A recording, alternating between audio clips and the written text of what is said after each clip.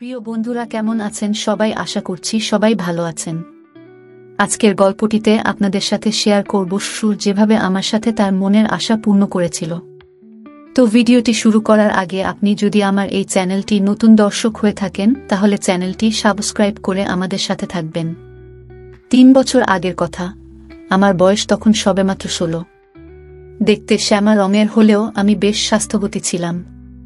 তাই অল্প বয়সেই আমার শরীরে যৌবনের ছাপ চলে আসে। এজন্য আমার অভিভাবকরা আমাকে বিয়ে দেওয়ার চিন্তায় মেতে ওঠেন। যেই কথা সেই কাজ। ঘটক আসল আমাদের বাড়িতে বাবার সাথে কথা বলতে। ঘটক যে ছেলেটির সম্বন্ধ নিয়ে এসেছিল সে ছেলেটি সিঙ্গাপুর থেকে কয়েক মাস আগেই ফিরেছে। অনেক টাকাওয়ালা ছেলে, 10 বছর সেখানে থেকে এসেছে। ছেলের বয়স একটু বেশি হওয়ায় বাবা প্রথমে একটু অমত হলেও আম্মুর চাপে রাজি হন। এরপর তার সাথে আমার বিয়ে হয়। তারপর শুরু হয় আমার কিশোর বয়সে স্বামীর সাথে সংসার। এভাবে 5 মাস অতিবাহিত হওয়ার পর আমার স্বামী দেশে কোনো ব্যবসাতেই সফলতা পাচ্ছিল না। তখন আবার বিদেশ যাওয়ার সিদ্ধান্ত নিল।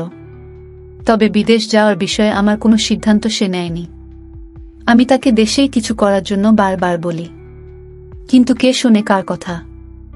এক পর্যায়ে সে বিদেশ যাওয়ার সকল প্রস্তুতি সম্পন্ন করে ফেলল এবং চলেও গেল। এরপর শুরু হয় শ্বশুর শাশুড়ির সাথে সংসার করার পালা।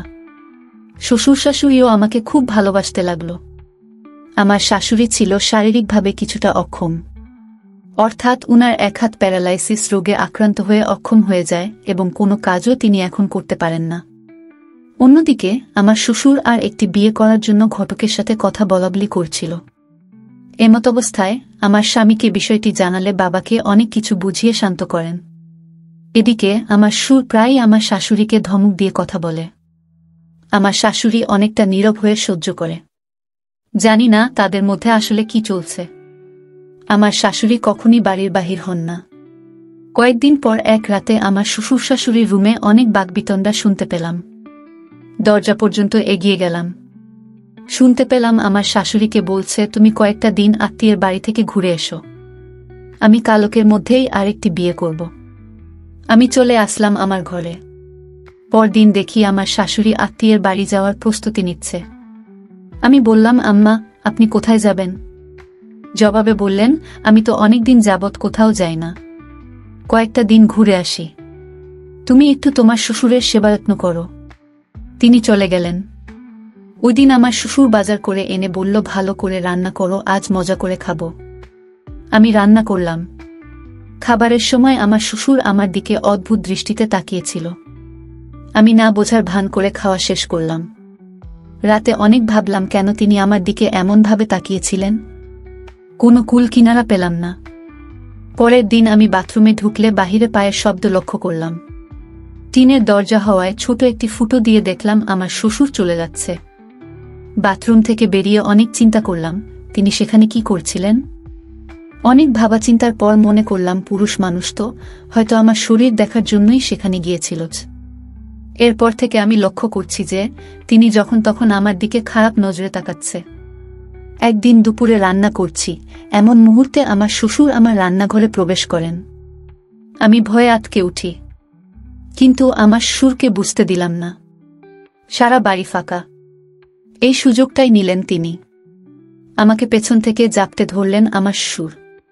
তারপর আমি চিৎকার দিতে চাইলে তিনি ধমক দিয়ে বললেন, আমি যা কিছু করব কেউ জানবে না, আর যদি চিৎকার করো তাহলে আমার বাড়িতে তোমার সংসার ভাঙবে, আর তোমার শাশুড়িও এটা করতে মতো দিয়েছে, আর আমরা যদি এটা করি শুধু তোমার শাশুড়ি ছাড়া কেউ কোনোদিন জানতে পারবে না। এখন চিন্তা করো তুমি কি চিৎকার করবে। এরপর আমি অনেক ভেবে চুপ করে গেলাম।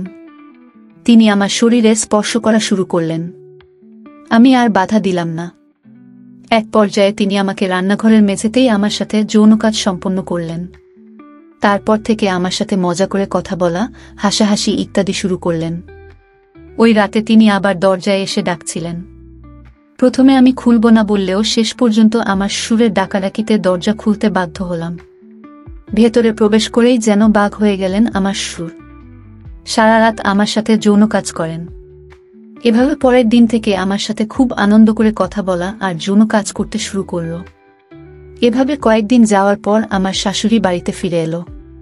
তিনি আসার পরও প্রতিদিন একবার করে আমার সুর এগুলো করতেই থাকল। স্বামী বিদেশ থাকায় এক পর্যায়ে আমাকেও এসব ভালো লাগতে শুরু করল। একদিন আমার শ্বশুরের সাথে যৌন কাজ করার সময় আমি জিজ্ঞেস করলাম, আম্মা কি এসব জানে? তিনি জবাব দিলেন, তোমার শাশুড়িকে বলেই তো আমি আসলাম। এভাবে 2 বছর অতিবাহিত হলে আমার স্বামী দেশে আসে। দেশে আসায় আমার শ্বশুরের মন ভীষণ খারাপ। কেন খারাপ তা তো আমি ভালো করেই জানি। আমার স্বামী দেশে আসার পর থেকে আমার আর শ্বশুরের কোনো সম্পর্ক হয়নি। একদিন আমার স্বামী বাজারে গেলে আমার ঘরেই আমার শ্বশুর আমাকে জাপটে ধরলে আমি এগুলো আর করব না বলে সাফ জানিয়ে দেই। কিন্তু ওই দিন তিনি একমত জোর করেই আমার সাথে এসব করেন। এখন আমার স্বামী আমার সাথেই থাকে। সুযোগ পেলেই আমার শ্বশুর এসব করার চেষ্টা করেন। আমি এখন খুব ভয়ে ভয়ে প্রতিটি দিন পার করছি। আমি এখন কি করব? কিছুই ভেবে পাচ্ছি না। প্লিজ ভাইয়া এমন একটা পরামর্শ দিন যাতে আমি আমার শ্বশুরের হাত থেকে মুক্ত হয়ে স্বামীর সাথে সংসার করতে পারি। প্রিয় বন্ধুরা, যারা এখনও এই চ্যানেলটি সাবস্ক্রাইব করেননি তারা আমাদের এই চ্যানেলটি সাবস্ক্রাইব করুন নতুন নতুন গল্প পেতে। ভালো থাকবেন সবাই, ধন্যবাদ।